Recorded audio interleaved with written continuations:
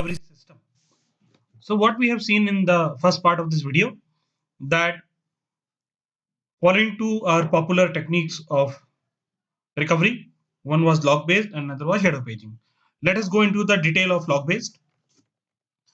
See, we have seen that every DBMS maintains certain kind of logs. As I have shown you in case of Oracle, where it was, again, just to show you, it was in C drive where Oracle is installed, in product, in Aura Data 10 point. So what we can see three types of files. One is DBF file. As you very well know, your tables are in these DBF files. These are control file, and these three files which you are seeing, they are your log files. Okay. So what happens? Suppose you type something like this: select star from test, maybe, and you do something, some update. Suppose you type update test set email equals to ABCD. Now what you can see, that this email has converted into ABCD. But if you try to run this query here again, select star from test. Here the email is not updated.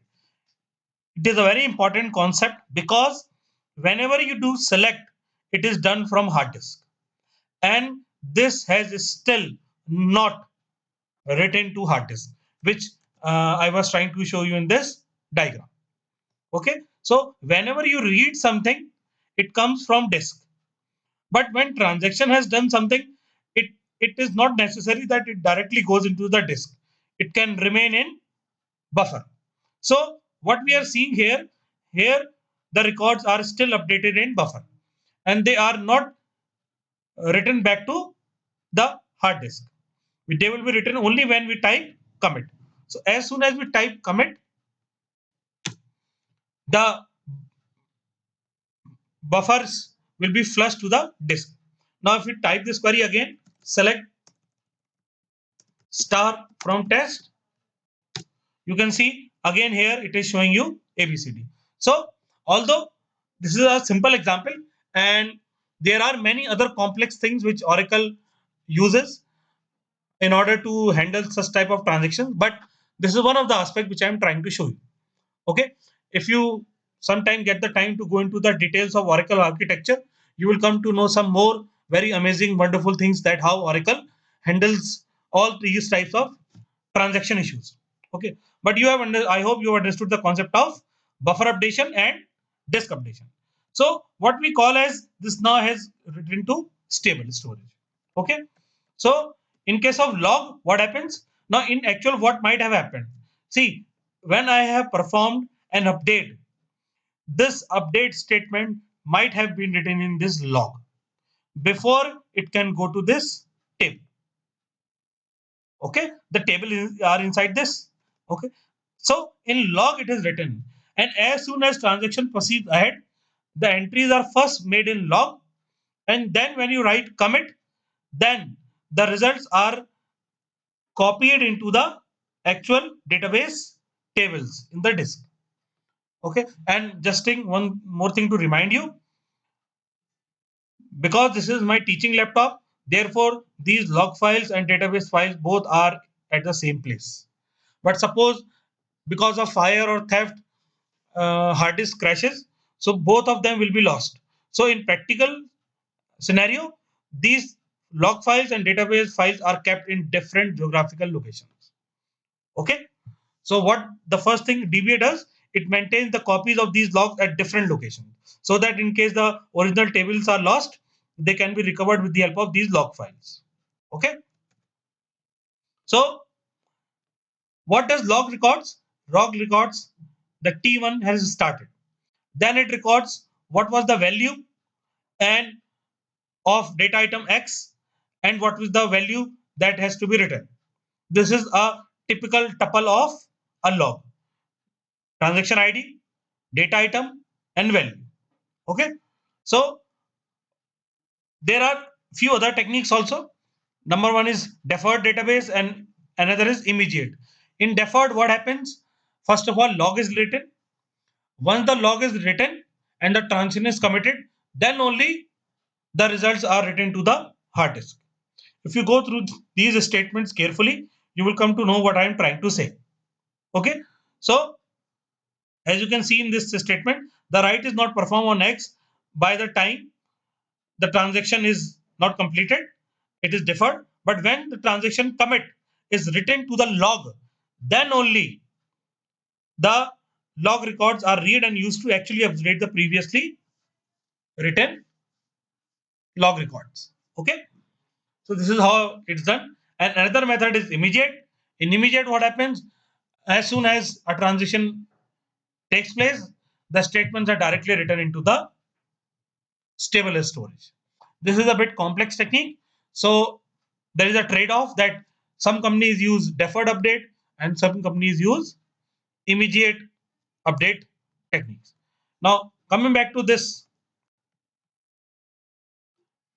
what is this scenario? See, these are three scenarios given to you. Suppose a transaction was transferring 50 rupees from A to B.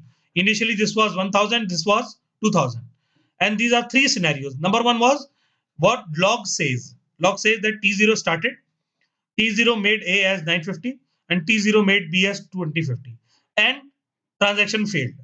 So next time when system will up, what it will do? It will read the log, it will see that T0 started, but the commit is missing. So no redo is required. Now consider another scenario.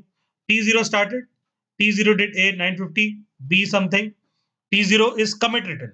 Then T1 has started and C was changed to 600. Now in suppose is after this line failure occurs, then what happened? T0 must be redone because redone means these changes are to be written to the hard disk from the log.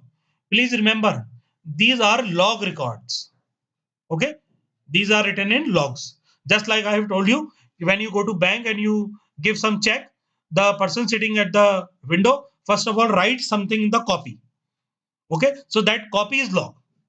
So similarly, before doing anything in the database manager writes those things in the log register.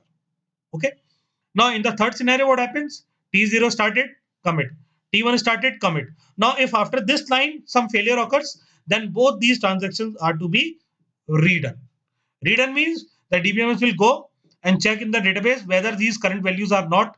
If these are not the current values, it will change them to these values because here the log says that the transactions are committed. Okay, as simple as like this. Okay, so this is log. This is the log of stable storage at the time of crash. I hope you have understood that how log works. Again, I will show you. Whatever you are doing, they are first written into these log files.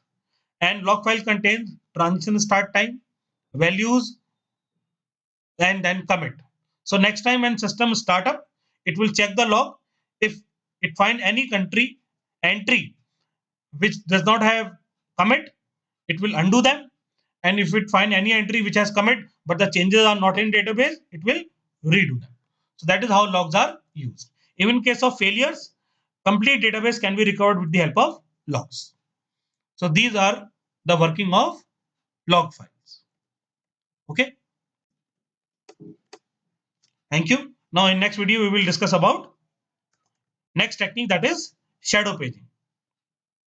Okay. This we have seen, as I have told you here. There are two popular approaches. One is log based approach and another is shadow paging. So we have seen log page, and in next video we will see shadow paging.